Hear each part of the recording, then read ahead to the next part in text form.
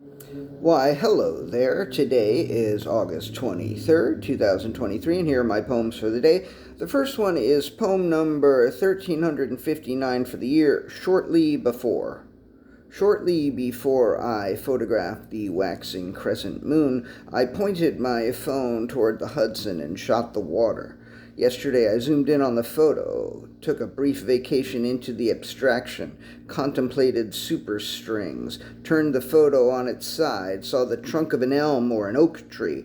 I don't mean to suggest that I spent a lot of time looking at that picture, because if I were to suggest that, I might be judged. Poem number 1360, that's a lot of maybes. Maybe I had a bit too much time on my hands yesterday. Maybe I find certain things more interesting than they objectively are. Maybe there's no such thing as objectively interesting. Maybe I don't care about being judged. Maybe I only pretend not to care about being judged. Poem number 1361, Who Was That Guy? Yesterday on Broadway, between 78th and 79th, I passed a guy and immediately I was like, I recognize that guy. Who was that guy? If my tongue had tits, his name would have been on the tits of my tongue, but instead, just the tip. When I had a moment, I Googled famous character actors. I quickly scrolled through maybe 40 or 50 of them until, boom, there he was, Bob Balaban. Who was that guy? It was Bob Balaban. Turned out he lives in that one building that takes up the entire block I was walking on, the Apthorpe. I just spent too much time reading about the Apthorpe.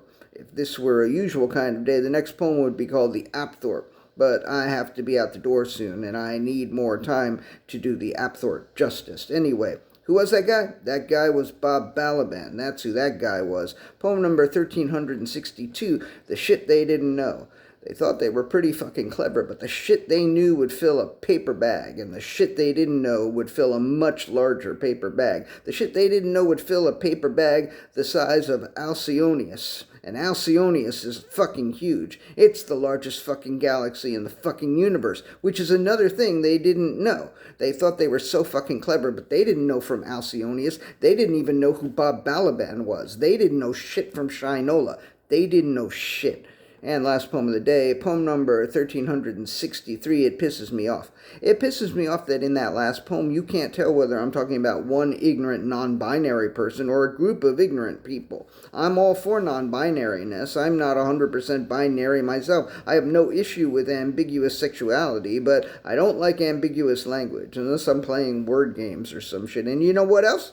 What, Johnny? What? What else? I'll tell you.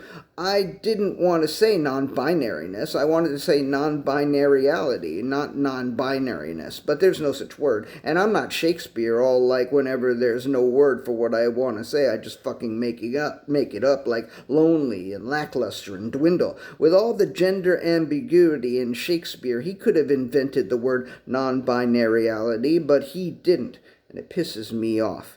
All right, that's it. Thank you. I appreciate you. Gotta go.